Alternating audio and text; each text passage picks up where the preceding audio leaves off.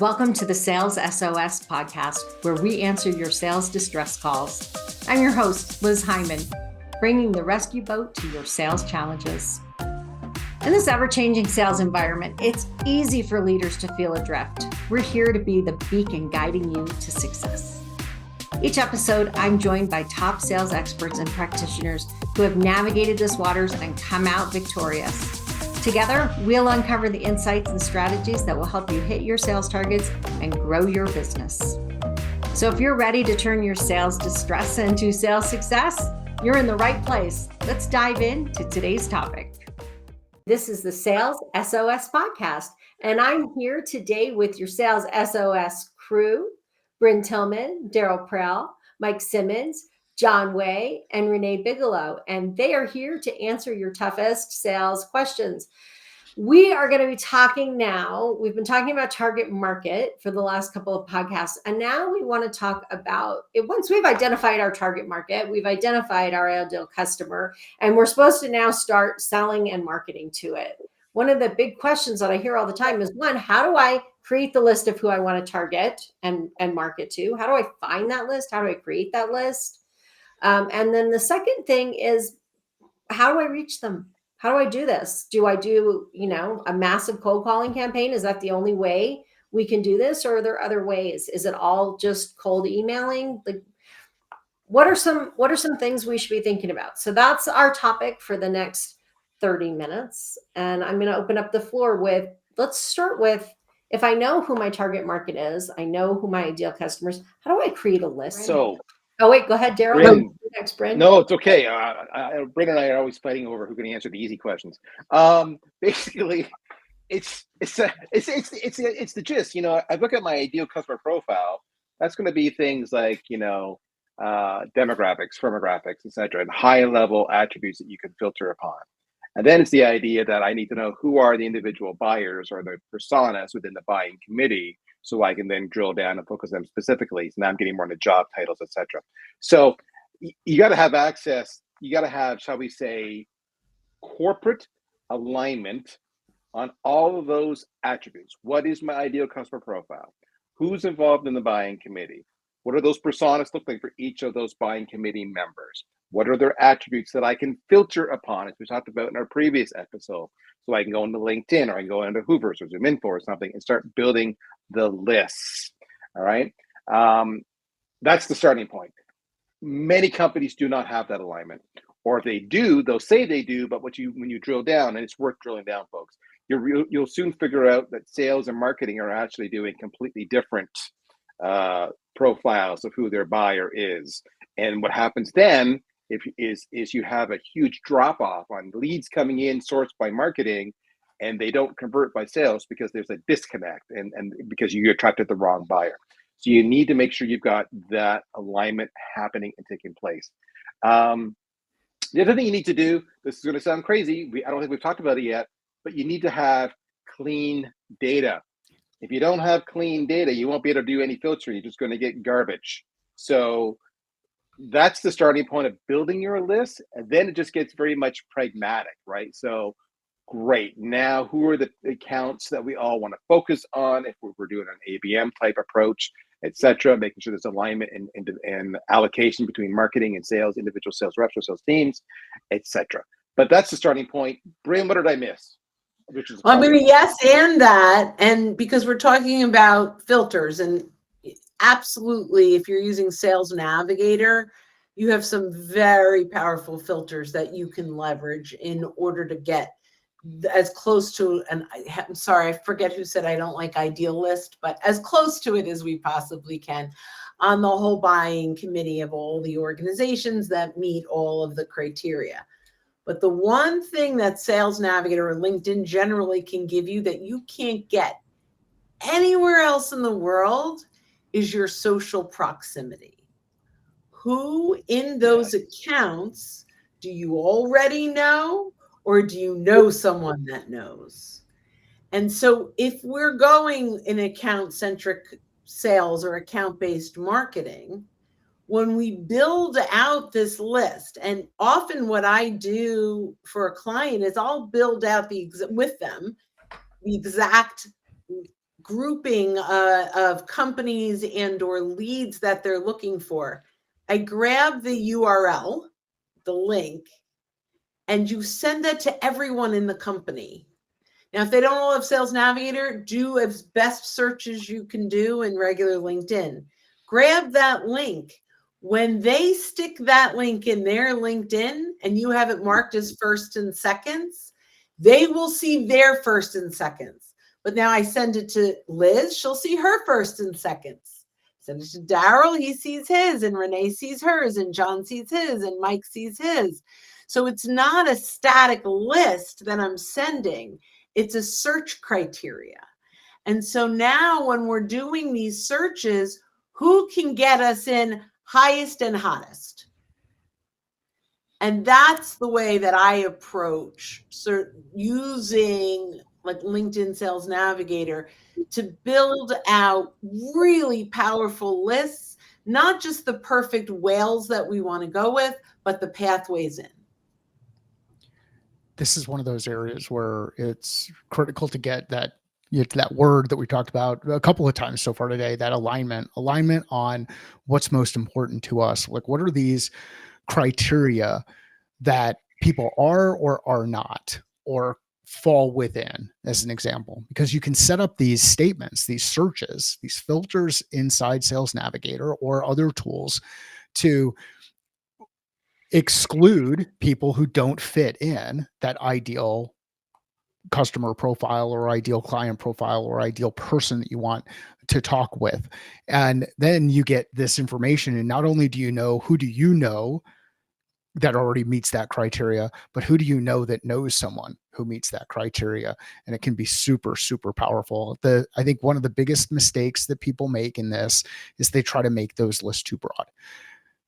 Because there's that whole fear of missing out piece. Like, what happens if I don't make it broad enough? I don't include them, and then I miss out on that opportunity. I'd ask this question: what happens if you get everyone that's in that target list? How does that change your business? Go ahead, Renee. Liz, I'm going to offer a little bit. I sit in the seat of marketing, so I have a little bit different perspective, but I've done this both ways, where I am in charge of a sales play, and we're going to think through everything and define out and build materials and build the list and give it to sales teams. And I've done it the other way, where we build enough materials and content that we create demand and people come in, right? Either way, what you need to do before you build that list is define a lot of things, and you need materials, because once you have that list, you're going to have to send it out, and it will help inform a better list and a better sales play either way. Is that me freezing? I'm sorry. I think we all are. Okay. There's a little better, as Daryl put it. Okay. Well, so really defining what that campaign or sales play is going to be will help so much with that list building, and having your materials that you're going to need, getting them out there ahead of time. This doesn't need to be an either or, and a lot of companies approach it as either an outbound motion or an inbound motion, and they really should work together. If you have all those materials, if you have a really good definition, you have the materials that you're going to need for the content that those people need to consume to know that they have the problem, to know that your solution is the right solution for the problem, and how they will go about doing it, then you can build a list of people who come to you while your people are building a list of who they want to call on. So we want to get the right information to the right people. Instead of just, I have a list, let's send them anything, or I created this, so let's send it to everyone. We really want to think about the right messaging to the right people in the right way. And if you think that out ahead of time and you publish those materials, you're now not only enabling your sales team to get that information out there, but you're making it possible for people to come to you because they self-recognize. And then you can think about getting in other distribution channels where more people can find you. John, did you want to jump into that? No, I think Renee said it the best. I thought that was brilliant. So yeah, that was great. Okay, any last thoughts on building that list before we jump into different ways to reach out to that list? I want to go back while you're thinking about the answer to that to what Daryl said about clean data. So we used to say many, many years ago that in a year, a third of your data was already out of date if you had a list.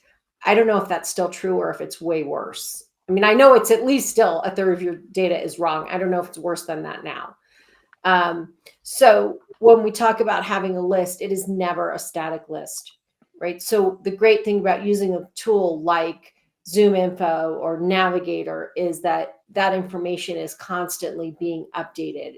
So that's the first thing. And the second thing is when we're talking about a clean list, clean data inside our own system, we want to make sure that, again, we have the titles like Renee was talking about, that we have the right people in the right positions. Before you start mailing, somehow you need to compare that list to some tool that is current instead of just using what's in your CRM and maybe hasn't been touched in a long time. So I just wanted to go back to that concept of clean.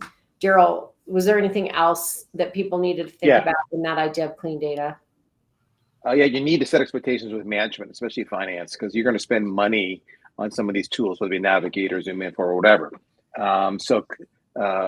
Liz is 100% correct that a large percentage of your data will age out, will become obsolete and irrelevant every single year. So that means you need to make an investment to maintain your existing data clean tools, lots are out there. But often, the classic solution is just to offshore that and have that cleaned manually. That's number one.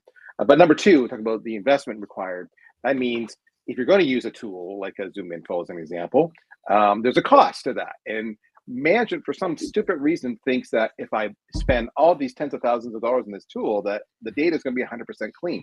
It's not. So expectations management means you need to go tell them, listen, we're going to spend all this money on Zoom Info. And yeah, I know it's exorbitant. And chances are, if it's like best in class, 2/3 of it will be accurate and a third of it will be wrong. Just so you know, right? And they don't like to hear that. Why are we spending this money on this tool? Because without it, I've got nothing, right? So you got to do expectations management and you have to do cleaning. Then there's some internal processes that need to go on. And I love that Renee talked about different motions. We could have a whole episode on motions, inbound, outbound, PLG, partners, whatever it might be. But the idea that both sales and marketing need to have processes defined to clean data. So if marketing's doing email blasts, for example, and we get bounce backs, those bounce backs aren't something to be ignored. Those bounce backs are your lists that you need to then go and clean. Again, ship it off to the person that's offshore. Sales, if you're calling in for Jane Doe and Jane Doe's no longer there anymore, don't just say, oh, I'm sorry. You need to say, who replaced Jane Doe? And then you need to go update the CRM. All right. So those processes aren't in place.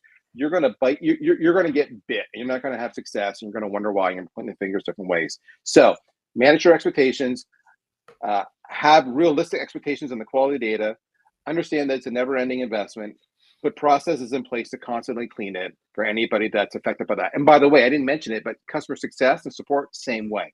All right. So they're going to find bad and dirty data. They need to clean it too. So data is the lifeline of the company. It's what you rely on over and over and over again. That is not optional. So there you go. Go have those hard conversations with finance. Make sure it's a line item in your budget. It's got to happen. Go ahead, Bryn. So I love what Daryl's saying. I am going to yes and it again and throw a little LinkedIn into the mix and say, before you reach out to anyone from that list, quickly look them up on LinkedIn and see if they're still there. Number one. Number two. Easy. Right? Number two, if they're not, grab their old title, look up that title in the company page and see who replaced them. And so then when you call, you have the new name. Crazy stuff. Crazy. Right? Now, what's amazing in so many different ways is Sales Navigator will connect with Salesforce, Microsoft Dynamics, and HubSpot fully if you have a team of 10 or more. So you can now leverage real-time, and LinkedIn is as real-time information as you're ever going to get. Someone gets a new job, they update it. way before Zoom Info knows, right? So that's going to be pretty up to date. That can help clean your data, right? That having that connection, they can say, yes, this is the new person. And with a click, all the right information is now populated. So had to throw in a little LinkedIn, just my thing. Liz, So we have about 10 minutes now. Let's talk about, yeah, go ahead, Renee. I was just going to add, I haven't heard any of us mention this one thing, and this is another one marketing can help with. You also can build based on behavior, your lists, right? So let's say, particularly, you mentioned product-led growth, right? If you have a product-led growth motion, people who do certain things, right? A certain level of adoption, using certain feature sets, using certain things, those are great lists to build based on behavior. That gets you into some of these larger accounts. You can do the same thing with other types of lead scoring within your own database, right? When you have that first party data of behavior, that's a great way to think about a list building criteria.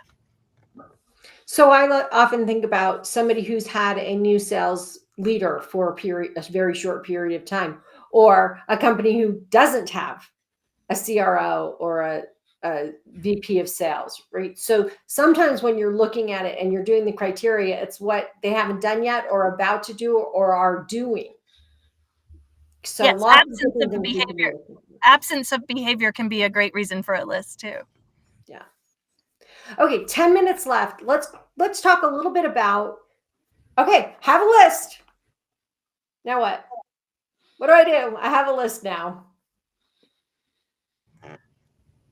I'll add, you're going to need to have some, if this is brand new, if this is something you haven't sold on before, in sales management, marketing management can help with this if you need, but having some templated things that help whoever is about to go out with that list to like guides along the way to help them know some of the messaging for what that list, why that list was built, right? If it was behavior based, what is the messaging that goes on it? If it was target based, if whatever those things are, having some of those.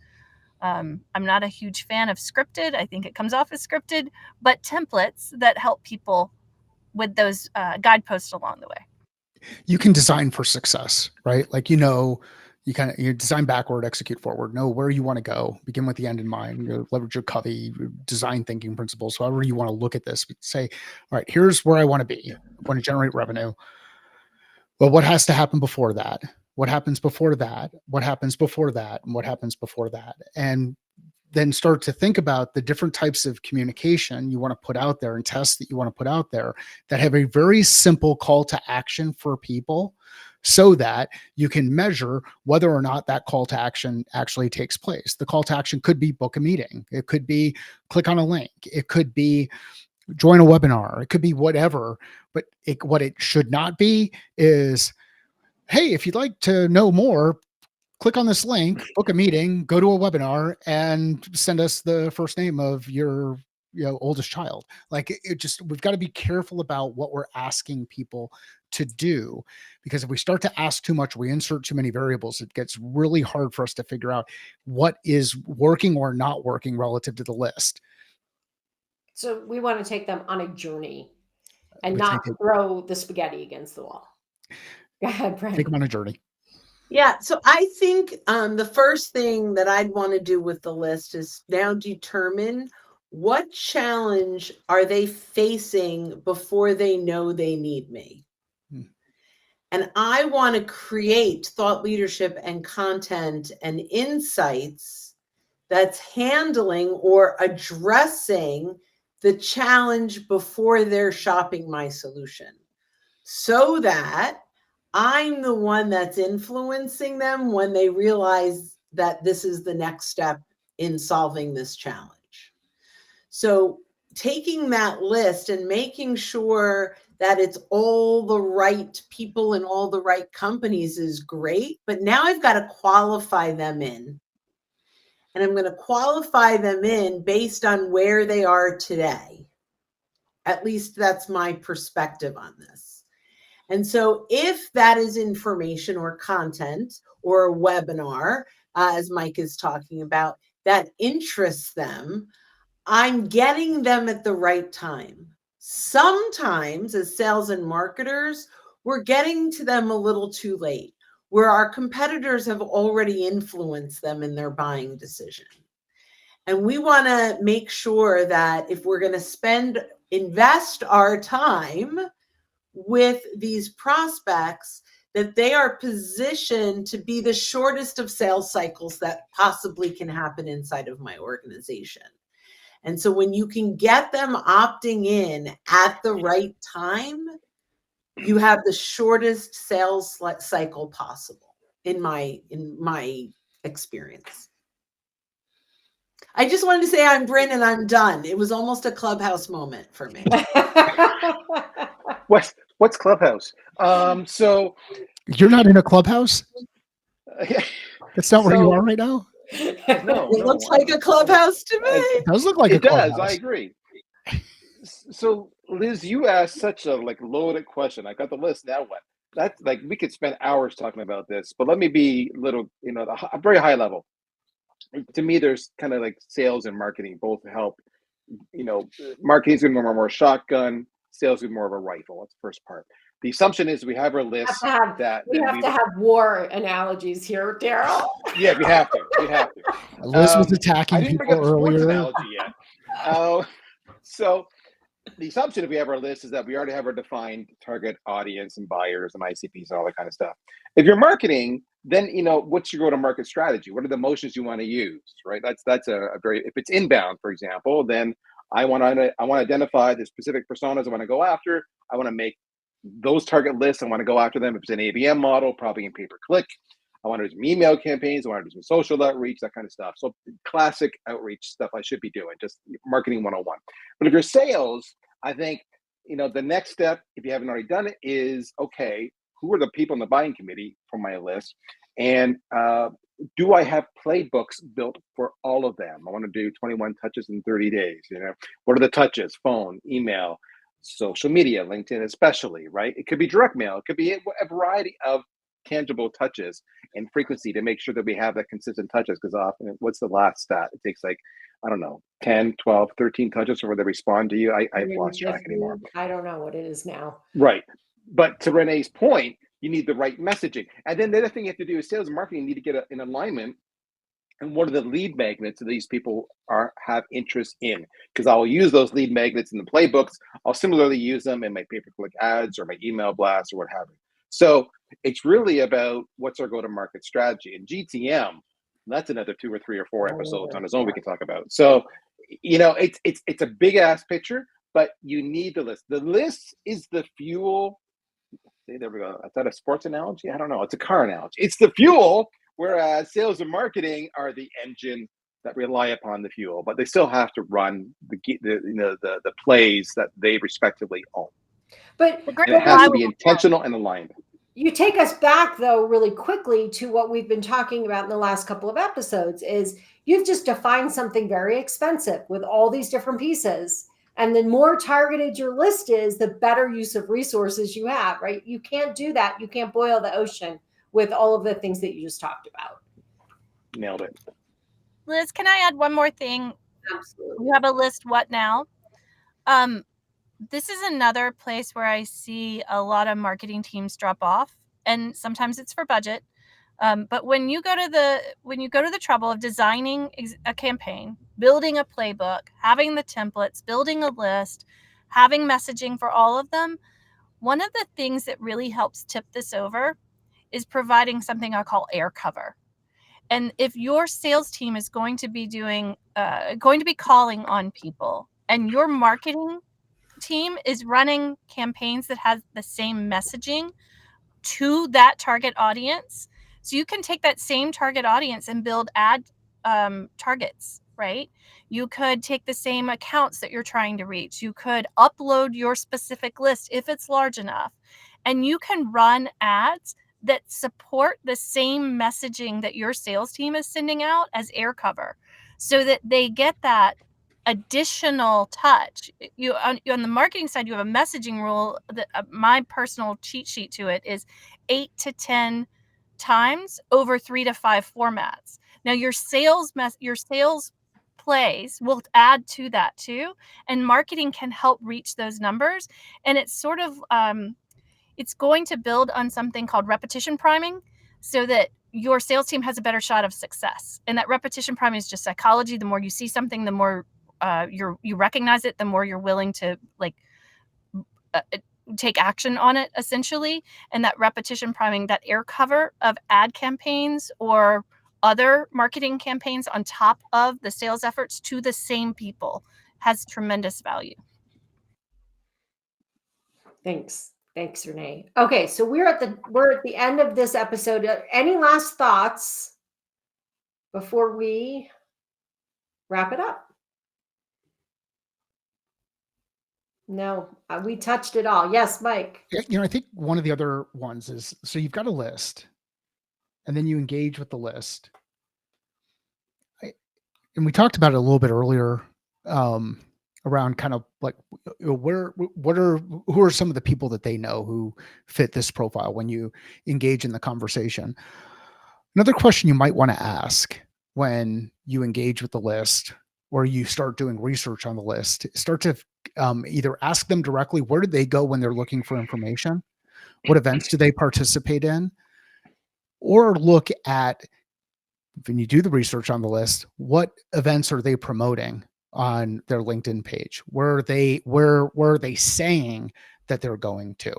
I know the first time I got to meet Daryl in person was at B2B MX when he was out here in Scottsdale one year. And that, although I'm not the ideal customer for a B2B MX event, I absolutely want to go hang out in the lobby of that hotel when that event's happening, because my ideal customers are congregating there. And it's not worth it for me to invest in that kind of an event to have a booth or to have a badge or work around, but there's an opportunity to hang out where people congregate, where people eat, drink, sleep. This is where you can create a very interesting and targeted approach to hunting. And I am not going to pull out rifles or shotguns or any of those other things, but we can go in there and we can start to figure out, okay, where are all these people going and how do we build from there? Yes, I did just want you to buy me drinks, Daryl. So thank you. Yes, I just shared some of the, so there's a chat going on in the background, and every once in a while, Daryl will drop things in there periodically, and I just outed him. So there you go. You're welcome, Daryl. So to wrap it up, I think, getting the list, coming up with a plan, that's the key. Get the list, get the right list, get a clean list, and then make a plan and execute it. But I think one of the things that Mike is leaving us with is, let's get creative. Just to put in context, you're marketing me. I got 4,000 emails last month. I only know that because I fired my admin and she didn't clean it up before she got fired. So 4,000 emails. What is the chance that I saw yours? And these are from my friends. These are, they're my newsletters that I like to read. How can 4,000? So if you don't get creative about where else your customer is, I also get, by the way, at least 10 or 20 requests to connect from people who directly want to sell to me in my LinkedIn. So if you think that you're being unique by doing that, remember who I am as your buyer, and I am bombarded. So how are you going to get creative to reach your target market where they are doing what they like to do in a way they're going to respond to? And that's not an easy answer. That's the dark social that Daryl talked about. Dark social, yeah. I was actually going to also say, multi-touch. I think it's more than being creative, Liz. And creative can take a lot of ways. Like, you can stand out with a lot of creativity, get your message through with creativity. But what I think you're all saying is being human, right? Yeah. Like showing human interest in other humans' problems. And how do you do that? Maybe it's show up in person. Maybe it's dark social. Maybe it's the right way, the human connectivity in the messaging, right? Like, I think that's where sales gets to take that one-to-one messaging so much further than marketing gets to with the one-to-many. Absolutely. Yep. All right, well, let's wrap this one up. The next time we get together, our next 4 episodes are going to be focused on building your sales team from the ground up, which is one of my favorite topics. So your crew and I will be here, same place, same time. Well, not same place for me. Not the same place. Renee, for those of you who are not watching, Renee is sitting in her car. And Daryl, if you haven't seen it, is sitting in his camper out in this beautiful setting, and the rest of us are stuck inside. All right, everybody, have a great day and happy selling, and we'll see you soon. Bye, everyone. And that's a wrap of this episode of the Sales SOS podcast. A huge thank you to our experts for throwing us a lifeline with their insights. We hope today's episode has equipped you to navigate the sales seas with confidence. Never miss an episode. Subscribe to the Sales SOS podcast on your favorite platform. If you have questions, comments, or topics you'd like us to explore, join us live on LinkedIn every second Friday, or share your questions on YouTube or LinkedIn. Until next time, keep sailing towards those sales goals. I'm Liz Hyman, your captain here at the Sales SOS podcast, saying smooth sailing and successful selling.